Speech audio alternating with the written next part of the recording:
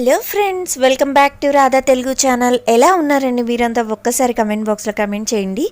ఈరోజు మనం ఒక ఫేస్ ప్యాక్ చూద్దాము. చాలా ఇంట్రెస్టింగ్గా ఉంటుందండి. ఇన్స్టెంట్గా మనం వైట్గా కనిపిస్తాము.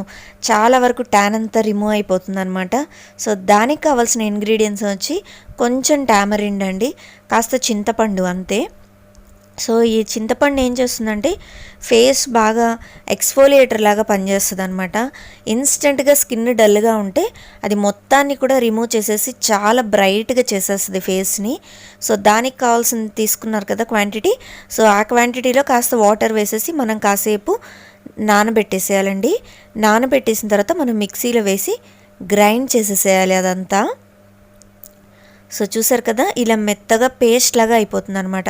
సో దీనిలో నుంచి ఒక 3 స్పూన్స్ వరకు, అంటే మన ఫేస్కి ఒక 3 స్పూన్స్ వరకు సరిపోతుందండి.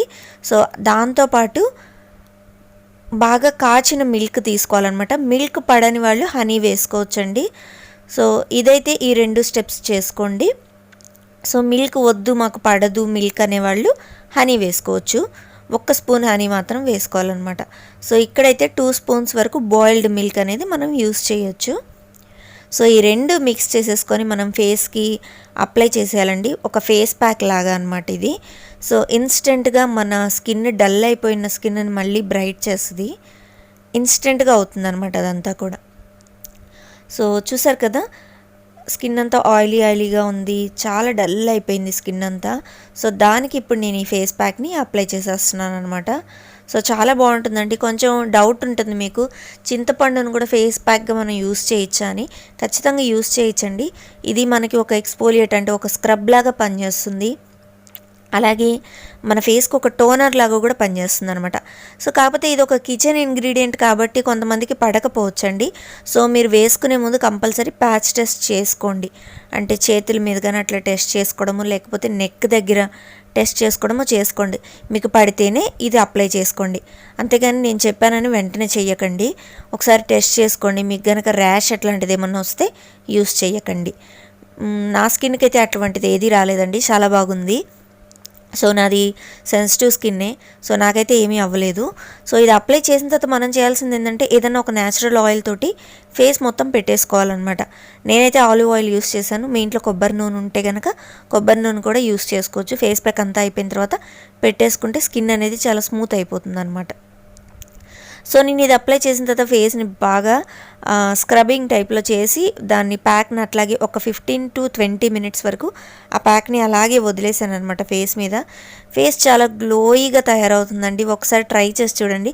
ఫస్ట్ మీరు హ్యాండ్ మీద ట్రై చేసుకొని చూడండి. ఆ తర్వాత మీకు ఓకే అనుకుంటే ఫేస్ మీదకి రండి. ఓకేనా? ఇక్కడ కంపల్సరీ బాయిల్డ్ మిల్క్ వాడండి, పచ్చిపాలు మాత్రం అస్సలు వాడకండి. స్కిన్ అనేది అప్పటికప్పుడు చాలా బ్రైట్ అయిపోతుంది చూడండి కావాలంటే. సో ఇలా అప్లై చేసిన తర్వాత మనం అట్లీస్ట్ ఒక 15 to 20 మినిట్స్ ఆ ఫేస్ని అలాగే వదిలేసేయాలన్నమాట.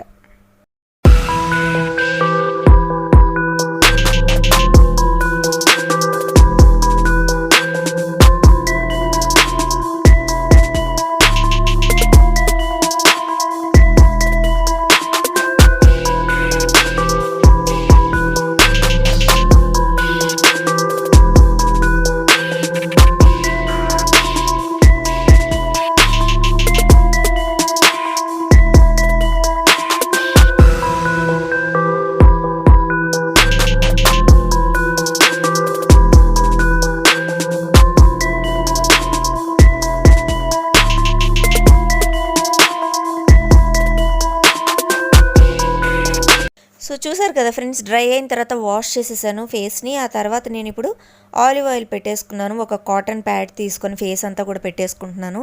సో ఇలా పెట్టుకుంటే స్కిన్ అనేది ఆటోమేటిక్గా స్మూత్గా అయిపోతుంది అనమాట. సో మీరు ఆలివ్ ఆయిల్ పెట్టేసుకున్న తర్వాత ఒక 15 to 20 మినిట్స్ ఆగి నార్మల్గా ఫేస్ వాష్ చేసేసుకోవచ్చు, లేదంటే అలాగే వదిలేసేయచ్చు స్కిన్ మీద.